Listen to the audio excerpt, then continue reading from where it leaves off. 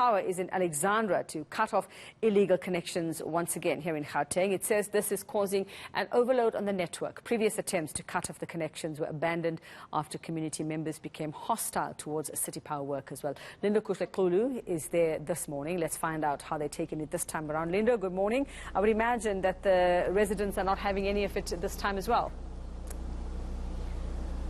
Well, that's right, Yuveka. In fact, the efforts by City Power to come and cut illegal connections, as they put it, were in fact flouted by the residents themselves, barricading roads and saying that they do not understand how they could do that after they had followed due process. This being that they submitted petitions to the city of, rather the province here in Gauteng, particularly after that illegal power cuts earlier on 6 months ago. So we're just going to get a sense from the residents here. Why is it that they found it in themselves to actually come and barricade these roads? But City Power says, Stephen, that they want to cut illegal electricity here in your community in River Park. But just give us a sense of why you were against that. The reason why the community took to the streets today is because City Power embarked on a project saying they want to cut illegal connections. We are not disputing that, given that we have submitted our petitions to City Power for them to come and put proper electricity for us. But ever since, City Power has never came back to us with any feedback. Hence, they just showed up this morning saying they want to cut, leaving us with no alternative option of power. Should they come and cut, we will be left with no lights. We cannot be buying paraffin, whereas paraffin is 22 rands per litre now. In a week, you'll be spending roughly around 350. I believe that with 350, I can buy myself nice units of electricity, should City Power wants to come to the table. We are not disputing the fact that City Power is losing revenue. We see that City Power is losing revenue because City Power does not want to install proper meter boxes for us. We have been here for more than 4 years.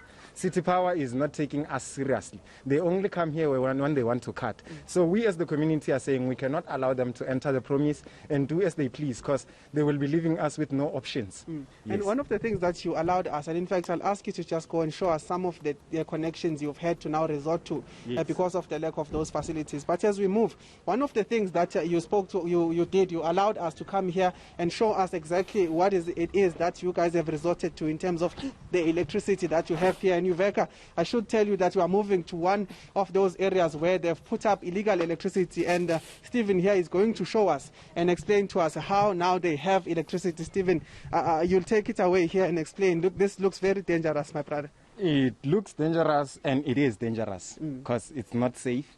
The electricity that we got, you see here, is from the street poles, from the other side, whereby City Power has installed and meter boxes for them.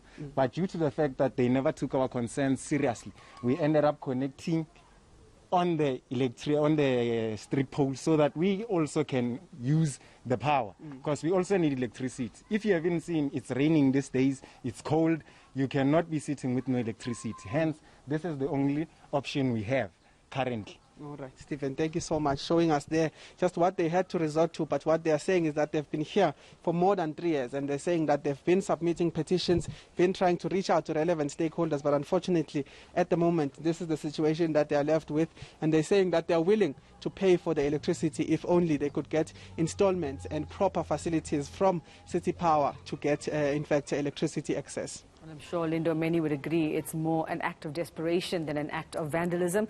All right, we'll continue to keep an eye on that story. Linda Kuhle, there for us in Alexandra.